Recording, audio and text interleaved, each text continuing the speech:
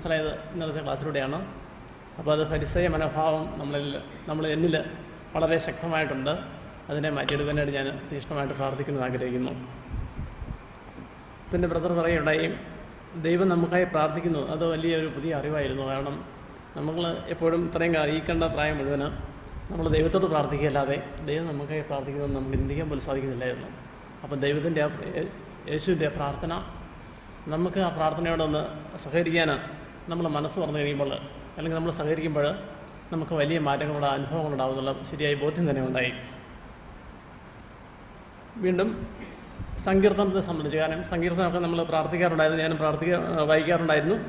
പക്ഷേ ആ സങ്കീർത്തനത്തിൻ്റെ ആഴങ്ങൾ, അതിൻ്റെ ആ അർത്ഥവ്യാപ്തി ശരിക്കും മനസ്സിലായത് ഈ ദിവസങ്ങളിലാണ്. കാരണം യേശുവിനെ സംബന്ധിച്ചുള്ള ആയിരക്കണക്കിന് വർഷങ്ങൾക്ക് മുമ്പുള്ള ആ പ്രവചനം, അതുപോലെ അതിൻ്റെ അർത്ഥവ്യാപ്തി, അതിൽ പറഞ്ഞിരിക്കുന്ന പരിശുദ്ധാത്മാവിൻ്റെ സാന്നിധ്യം, ഇതെല്ലാം സംബന്ധിച്ച് വലിയ അനുഭവമാണ് ഉണ്ടായിരിക്കുന്നത്. അതുപോലെ ദൈവാത്മാവിൻ്റെ സാന്നിധ്യത്തെ സംബന്ധിച്ച് ശരിക്കും ഇവിടെ പ്രാർത്ഥനയിലൊക്കെ അല്ലെങ്കിൽ അതിൽ നമുക്ക് ലയിച്ചിരിക്കാൻ തന്നെ തോന്നുന്ന വലിയ ആത്മാവിൻ്റെ അഭിഷേകം ഉണ്ടായിക്കൊണ്ടായിരിക്കുന്നത്.